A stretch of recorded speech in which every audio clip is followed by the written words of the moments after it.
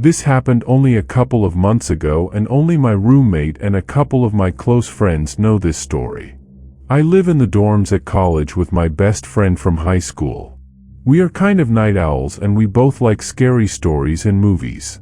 I'm kind of a paranoid person, so this event still makes me feel a lot of paranoia when I am walking around the dorms at night.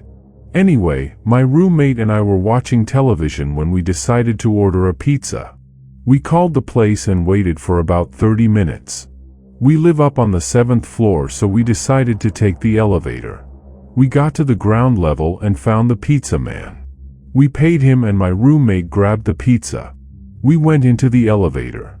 We only went up to the 4th floor, an all-girls floor. We lived in a co-ed dorm complex. On the 4th floor, the elevator stopped.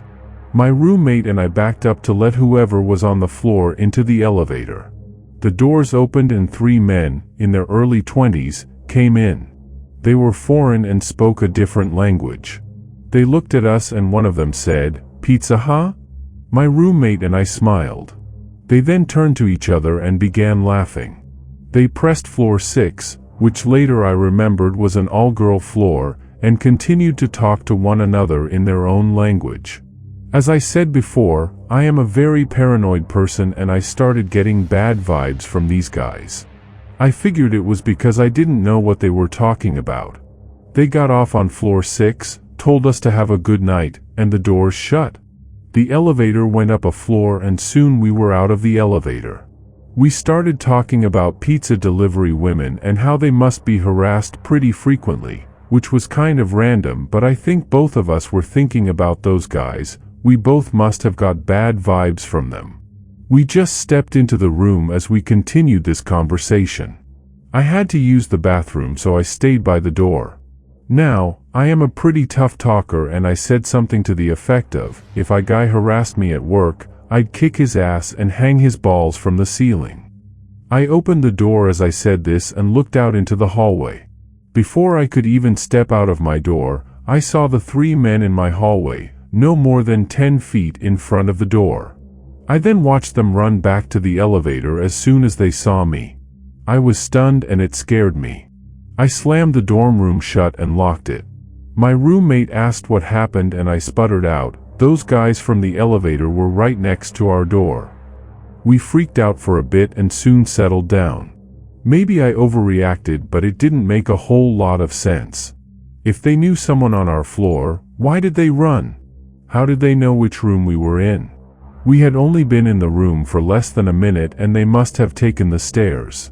Now things would be different if I hadn't remembered something that happened just a couple of weeks before this event occurred. It was another late night, maybe 2 weeks before, when I had to go to the bathroom and so did my roommate. I opened the door to go out while my roommate grabbed her shoes. When I looked out, there was a man crouched behind a pillar next to the door that leads to the elevator. He was talking on his phone in a different language, similar to the one the men in the elevator were speaking, and looked at me when I came out of the room. I kinda backed back into the dorm room and told my roommate. We both brushed it off and went to the bathroom. He was still in the hallway, just crouching there. We went to the bathroom and when we came back out, the guy was gone. We went back into the room and everything seemed fine. After these 2 things happened, I've begun to wonder if they were connected in any way. I am probably just over paranoid, but I still can't shake the feelings I got from the event. I'm not sure if anyone else will even find it scary, but I wanted to share. For the purpose of this story, names and room numbers will be changed. I'm a small 18-year-old girl. I feel like that adds to the fear factor of this story. This happened on a Saturday night, literally last week. My friend Leah and I attended a football game. We got bored and decided to head to a haunted house with our friends Terry, Dawson, and Emma. It was a haunted corn maze and we had a blast. Eventually, the night started to wind down and Leah and Terry, them, decided to go back to Terry's dorm room so the hangout could continue. We had dyed Lee's hair and were currently watching a movie when there were 3 loud slams on the door.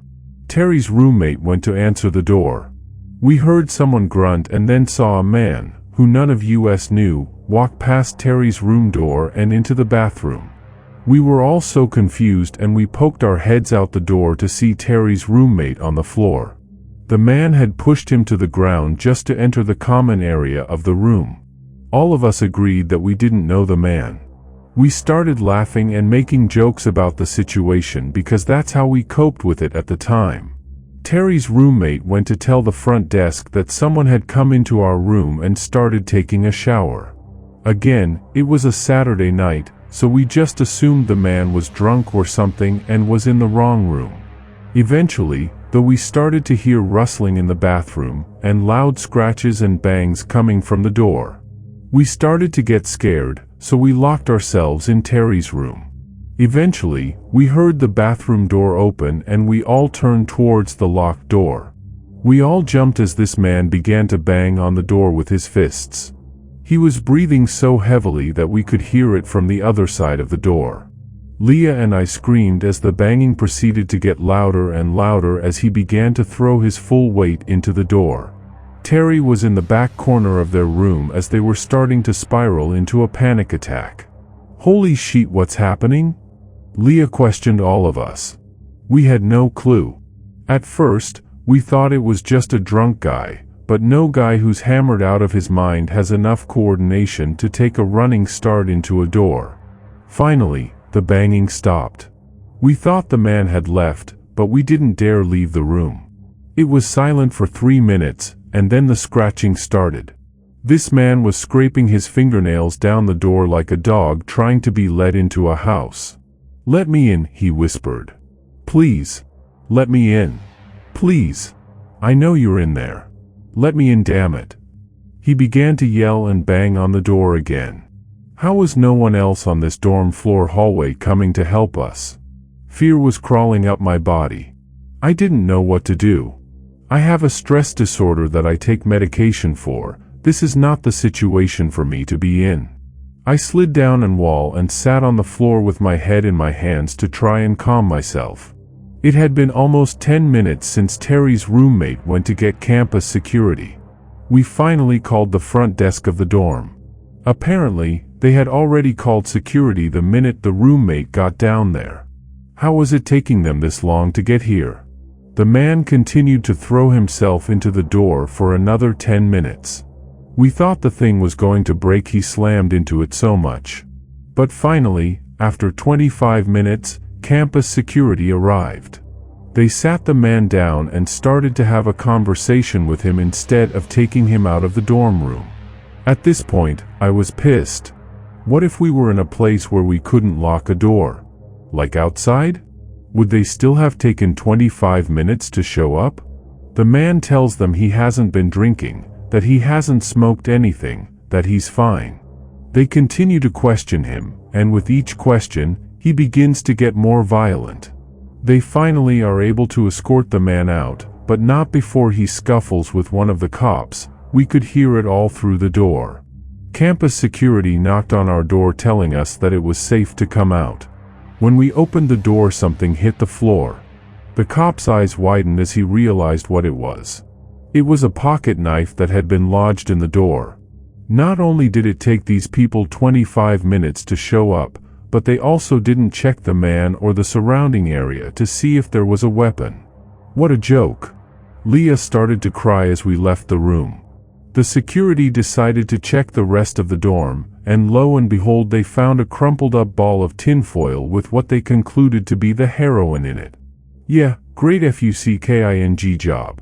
This dude was methed out of his mind with a pocket knife, and all they could say was, "Have a safe night," before leaving the dorm room.